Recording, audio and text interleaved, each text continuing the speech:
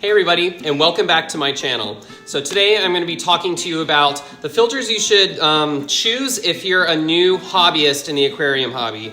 So for you more experienced older hobbyists, this video is not for you. This is just going to be a quick and dirty overview of the most basic filters that you should look at.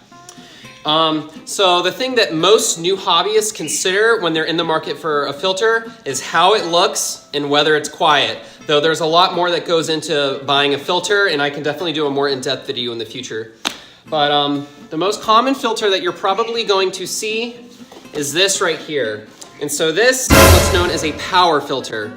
And so a power filter is a filter that just hangs on the back side of an aquarium, and water comes up through this intake pipe and goes through these slots right here and then comes out.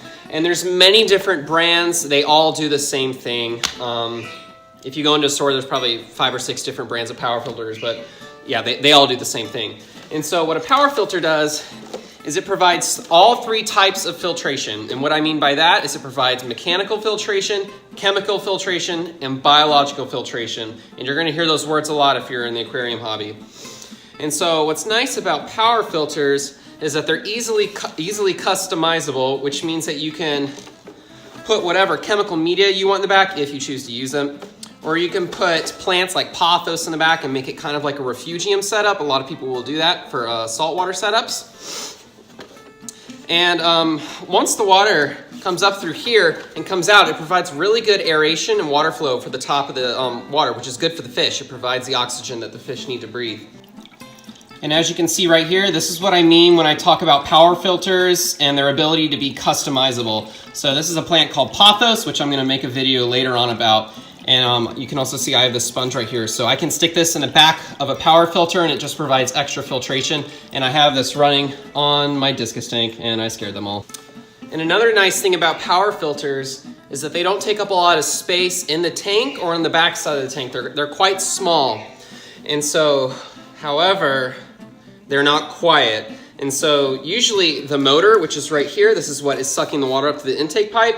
This part is normally quiet on a power filter. However, when the water exits, it's going to create a bubbling sound on the surface when the water hits the water. So if you have a tank set up in your bedroom, a power filter might not be the best option for you. And the next type of filter that I'm going to discuss is the internal filter.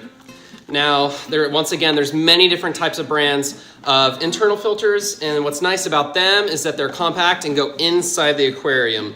And so what that means is it's very quiet. This is probably the most quiet filter of the bunch I'm going to talk about today. And so this provides all 3 types of filtration: mechanical, biological, and chemical. However, you can't customize these. There's no opening on the top, so you can't put plants or anything in there.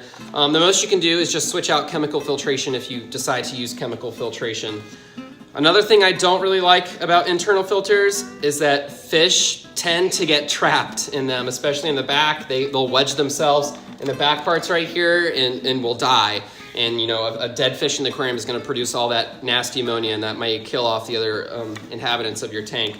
So, although they are quiet and compact, this wouldn't be my first choice for a new hobbyist. Okay, and the next filter I'm going to talk about is the sponge filter. Now, this is probably the least commonly used by new hobbyists of the bunch I'm talking about today. But what a sponge filter is it's a sponge. And it has a little intake pipe right here. And what you do is you take an air pump and then some airline tubing, and you just stick it in here, and it sucks water through and creates bubbling. So it's mainly a suction. So these filters do not provide any chemical filtration. It's just biological and mechanical. Now, these are great for biological filtration because they have all this surface for the bacteria to grow on.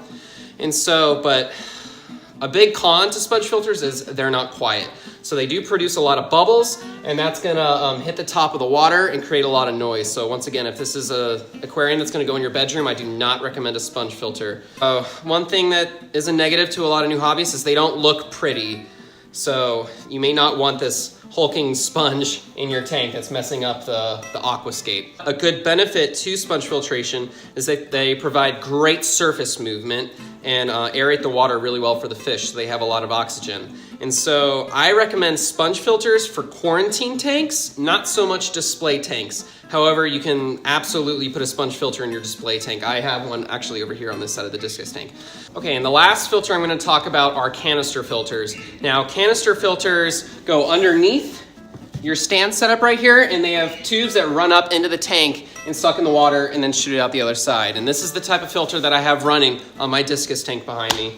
And so canister filters, con to them is they're not customizable like the power filter. Once again, just like the internal filter, you can really only do chemical customization with them, or you can add in more biological media.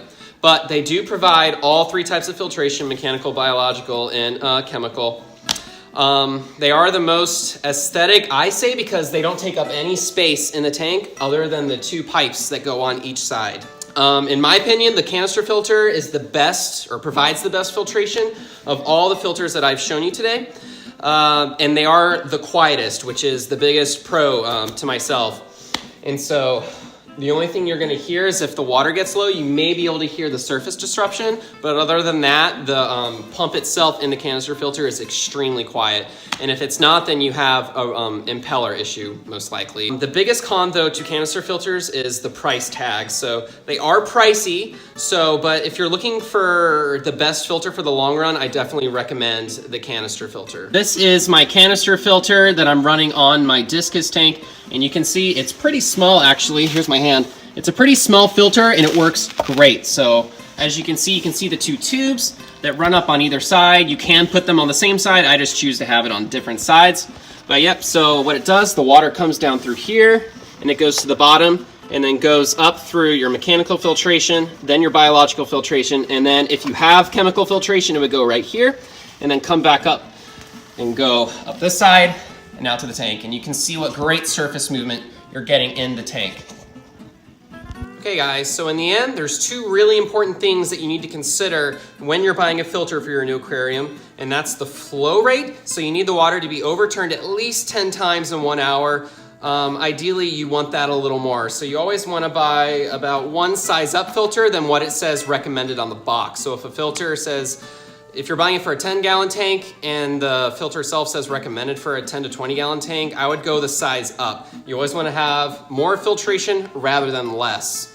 And you also want to consider what fits in your setup. So do you want something that takes up a little bit more space, or you want something that's indiscriminate like a canister filter? You just need to choose what's right for the setup that you're trying to create with your aquarium. Okay guys, so I hope you learned something today. Let me know if you have any questions down in the comments below. So like and subscribe, make sure to do your research, and I'll see you in the next video. So today I'm going to be...